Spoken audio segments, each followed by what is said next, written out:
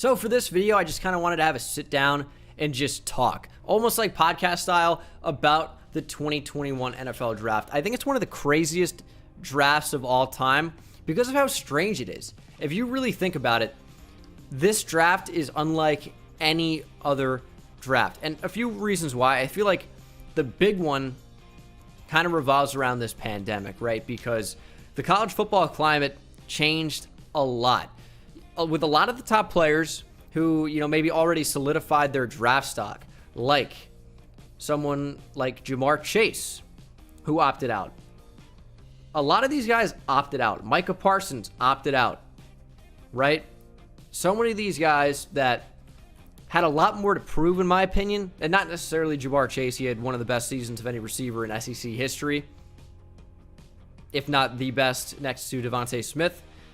He opted out. He didn't have all that much to prove. He says, okay, my draft stock is solidified, and this is a guy with one season of tape. And that could be, said for a lot of these different players. You look at quarterback, Jamie Newman opted out.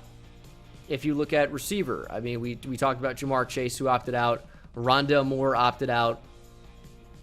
Who else was a big opt-out? Penei Sewell, I think, opted out, right? At IDL. Who else opted out? I mean, it doesn't really matter, like, who exactly did at this point, but you get the point. Like, because of this whole COVID season, you saw so many players with really only one season. And maybe you had their freshman season as well, but if they're a sophomore who opted out, you're evaluating them based off of a season or two ago in a lot of cases, because a lot of these guys did not come back to play in 2020. So for a guy like Jamar Chase, we're going to use him as an example because he's an easy one. Gregory Rousseau is a really good example as well. Maybe they dominated in 2019, but they're a year removed from playing football. And yeah, they're training still, I'm sure. Maybe a lot of them training for the combine, like Jamar Chase, who isn't the fastest receiver on tape, but wants to come out and show, hey, I can run pretty fast and go out and do a blazing fast 40. I don't think Chase is going to run faster than 4.4 flat in any scenario. I think he's probably more like a 4.5 something guy. But, I mean, it's just so strange because there's not a whole lot to go off of. How do you order guys? How do you order them? Do you value more what you saw in 2020? Like in the case of receiver one, that's a really, really tough conversation because between Devontae Smith, Jalen Waddle, and Jamar Chase, receiver one's a toss-up. Everyone wants to say it's Devontae Smith. He had one of the best seasons of all time for a receiver in college football. Most impressive SEC receiver of all time. But he accumulated a bunch of those numbers because Jalen Waddle went down. And it is impressive how well he played. He could be the best receiver in the draft. Jamar Chase, before Devontae Smith, had one of the most impressive seasons in SEC history for any receiver. Opts out. Jalen Waddle is 22 years old, just like Devontae Smith is, who people talk about how he's old, even though he's only a junior. Jalen Waddle's 22, and he got injured. And people don't think he's even in the wide receiver one conversation because they see the numbers and say, oh, he only had 600 yards in 2019 and 600 yards in 2020 or whatever. They don't look about what he does on a game-to-game basis. They're not tape guys. They're box score watchers. And they say, hey, Jalen Waddle's not really any good. He's just a fast guy. I heard he's fast. That's all he can do. But receiver one is a really, really tough thing to decide who that is. And even past the top three, which in my opinion are solidified, Terrace Marshall versus Rashad Bateman versus Kadarius Toney versus Rondale Moore. Who's the next best receiver there? Chris Olave is good as well. I mean, I'm not going to name anybody, but it's tough to figure out who receiver 4 is because depending on the offense, it could be so many different guys. And if you look at how this impacted the NFL in 2020, look at a guy like Tua, who was rehabbing an injury, never really got a true offseason. And a lot of players didn't have a true offseason. Things were shut down due to the pandemic. So how can you evaluate play in 2020 for some of these players? If they look bad, well, how would they actually play with an offseason? How are they going to play once they become acclimated to the NFL? I think that's a really interesting question, and a really interesting thing to consider is maybe you can't just evaluate what's there in 2019 or even what's there in 2020. It's so strange. And from a talent evaluation perspective, how are you supposed to rank some of these guys? What matters more? And it's an interesting philosophical question. That's what it comes down to. It's what do you value more? Do you value their 2019, where maybe they were better with a true offseason? That's what they're going to show you. Do you value 2020? Do you think about who they're going up against and the corners if they're a wide receiver? Maybe they didn't have a true offseason either. So maybe the receiver would have been worse. I mean, I know we're like kind of like grasping at straws here, but they're interesting things that, in my opinion, you have to consider, because we haven't seen opt-outs before like this. We haven't seen no offseason prior to an actual season for college football and the NFL. So I have no idea what to expect for the 2021 NFL draft, how players are going to be ranked. Do you value a breakout season in 2020 over a monster season in 2019? If we're talking about defensive tackle, Marvin Wilson was so amazing in 2019 and then wasn't really a stat sheet stuffer in 2020. And then Davion Nixon pretty much hadn't done anything for his career, then comes out as a redshirt junior and dominates in the Big Ten and showcases a ton of ability. So what do you value more? Do you say, hey, Marvin Wilson's a player we saw in 2019. Jamar Chase is a player we saw in 2019. Or are they, the player you saw in 2020? Or maybe you didn't even see them at all in the case of Jamar Chase. It's a very interesting conversation to me. I also want to talk about recency bias, because in the case of the top receivers, Jamar Chase was dominant in 2019. Dominant. But then Devontae Smith comes out here, and we've seen him play better recently. So now it seems like, oh man, Devontae Smith is the clear-cut receiver one. Because it's prospect fatigue. We got bored of Jamar Chase. Jamar Chase has been deemed to be the best receiver in the class for, a year and a half now. Maybe a little bit less than that, but at least a year. And Devontae Smith comes out as a killer season. Jamar Chase didn't even play. So is it just, Devontae Smith has been better recently? Recency bias rules on Twitter, in the YouTube comment section, in general opinion. It's what have you done for me lately, not what kind of a player might you really be. I think prospect fatigue is real. It's just guys that we've heard about being so good for so long that it's, maybe they're overrated. Maybe they're not as good, because you just heard about it for so long. And that's true with Jamar Chase. I've heard that Trevor Lawrence is overrated. And it's just because we've heard he's the best quarterback in the draft for the past year plus. Honestly, since Trevor Lawrence was a freshman, this is going to be one of the best NFL prospects in a long time. And I agree with that. I think Trevor Lawrence is an absolute stud, but it's people are going to look for flaws. I think one of the biggest examples of this recently is Trey Lance. He was really good in 2019. Really good. And then didn't play in 2020 except for one showcase game, which doesn't matter to me. Again, no true offseason, no built-in chemistry with receivers and, the speed and tempo of a game. Just go out there and play. And Trey Lance wasn't that great in that game. But do you value more what he did in 2019 or what you saw in one showcase game randomly in 2020? You value 2019, in my opinion. And yeah, he played in the FCS. He played in a weak conference. He has 1 year. 1 year. It's not even a conference. A week, it is a conference, but you know what I'm talking about. It's not a Power 5 school. It's not in the FBS. It's in the next tier down. But do you value the arm talent and the potential and the traits? Or do you say, hey, he played in a weak conference. I don't care about the arm talent. I don't care about his athleticism. I love Trey Lance as a prospect.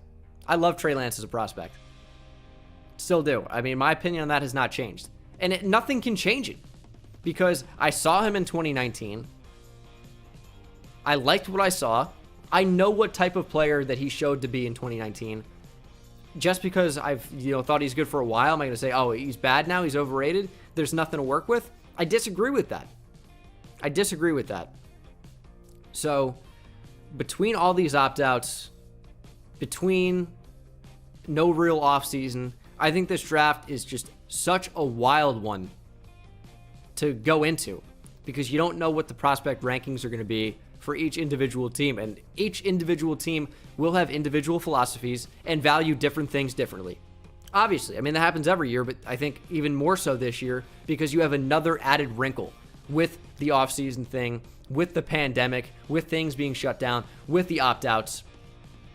I think there are also a bunch of different conversations we need to talk about regarding positional rankings. I think QB1's clear-cut, Trevor Lawrence, but who's QB2?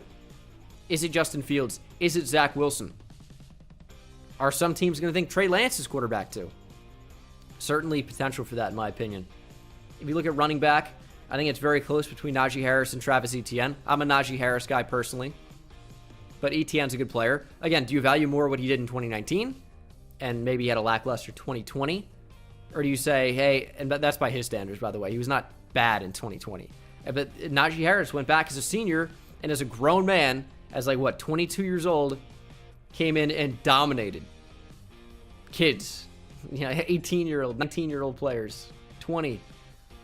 At receiver, the top three is really tough to order. And even past that, it's tough to order. I could see a team valuing Nico Collins as the fourth best receiver in the draft. He was another opt-out. Tylan Wallace had a very, very good junior season, and then, or sophomore season, then tore his ACL somewhere in the junior season, which was quite good as well. And then as a senior, had an up and down year when he played. But I love Tylan Wallace. I think he was great at Oak State. I could see a team valuing him near the first round, just as a route technician, because that's what Tylan Wallace is at tight end. Kyle Pitts, not even a true tight end. He's 6'5", 240, is decent inline blocking, but this guy can line up on the outside, be a complete mismatch against a corner, line up inside, be a complete mismatch against a linebacker because they can't keep up with the speed and the athleticism. And he's just bigger, faster, stronger, and more technical than nearly anyone he's going to go up against. So if you're more technical on the outside as a corner, well, guess what? He's bigger than you, and he'll go up and catch the football. You're a linebacker. You're as big as Kyle Pitts. You're 240, 250. Guess what? Not only is he probably taller than you, he's faster than you, and he's more technical than you. His play speed's crazy. At offensive tackle, well, yeah, we've heard about Penei Sewell forever and ever and ever and ever now. But Rashawn Slater's a really, really good player. Really good player. Christian Darrisaw had a great year at Virginia Tech. Alex Leatherwood is a solid guy. Sam Cosmi, solid. Liam Eichenberg, solid. Jackson Carman got destroyed in the Alabama-Clemson game. Or Ohio State-Clemson game. Ohio State-Clemson game. But do you value one game, or do you, the same reason AJ Terrell got beat down, and this was by me included, is because he got exposed against Jamar Chase, and Jackson Carman got exposed on one of the biggest stages in the college football playoff against some pretty good pass rushers at Ohio State. So, what do you value? The rest of it, or what you saw in one game? Guard is an interesting thing as well. Between Elijah Vera Tucker down to Trey Smith, how do you value those guys? I mean, a bunch of centers in there, between Humphrey down to Dickerson, but Tucker, who's a tackle, Vera Tucker, tackle, who's going to probably slide inside and play guard. Wyatt Davis, who had been considered one of the best guards in the class, if not the best interior offensive lineman in the class. Things have maybe cooled with that a little bit. You look at IDL. Talked about this. Davion Nixon was the big upstart. Christian Barmore was a player that you are waiting for him to take this step, and he just really didn't in 2020. J2 Fele is a guy who's just really, really big. He opted out. So you got to find 2019 stuff for him. What do you value? And especially a D-tackle. How do you rank these guys? Do you value someone that can create, a pass rush? Or do you value someone like Tyler Shelvin that's 6'3", 260, or 360, and just gets in the way and eats up blocks? Eats up blocks. At edge, who's the best edge rusher? What do you value? Do you value the highest floor or highest ceiling, like Rousseau, who could be an amazing player in a few years? Same thing kind of with Kwity Paye. Do you want a 3-4 outside linebacker like Joseph Osai or Azeez Ojulari or Jason Owe, the athletes?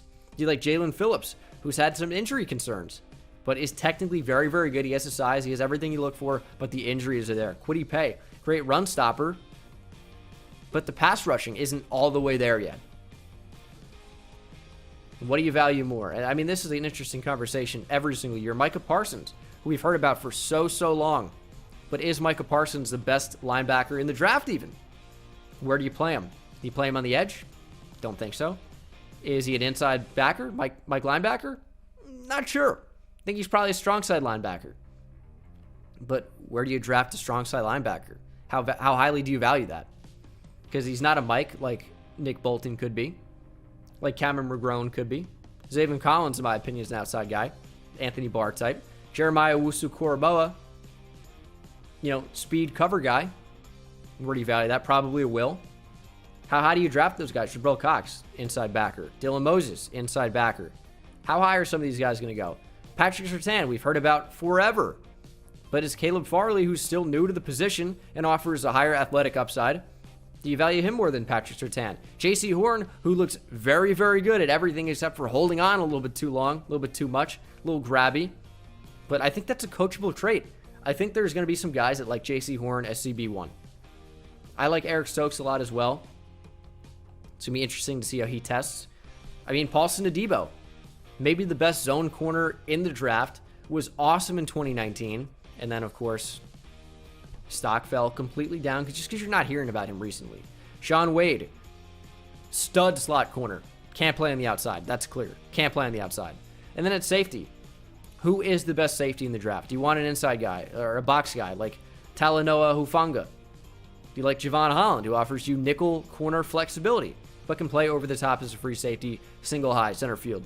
Trayvon Moehrig, who's been exceptional 2 years in a row now at TCU. Paris Ford, who's got a highlight tape. That's pretty fun to watch. I mean, Hamson Nasirildeen, linebacker flexibility. Caden Stearns, who was amazing as a freshman. Injury concerns bring him down. I don't know, man. I just wanted to come on here and just talk about it. I don't have an answer. That's what this comes down to. I do not have an answer for you. I don't know how these guys should be ranked at this moment. Got to go in and do tape study. I got a lot of videos coming on that as well. The next couple guys, in my opinion, that I'll be doing, from what I think will happen, I think Javon Holland, because I've started on him. Zach Wilson started on him. Jalen Phillips started on him. So I need to get those 3 videos out. Probably will end up doing those 3 videos. And then, who else do you want to see? I don't know. Should be a lot of fun. Let me know down in the comment section below. And I'll see you in the next one. Subscribe if you're not subscribed already. I'll see you in the next one. Take it easy. It's insane, I hit it at the park, bend bones. See me high step to the end zone. My life like a game, Nintendo. Playing with the best, let them know. Get off the track, the train's coming through. Yeah, promise you get in my way, then you best believe I'ma just run over you. Yeah, I'ma turn taking it back to the house. Defensive joke, I'm laughing so loud. Speed burst good.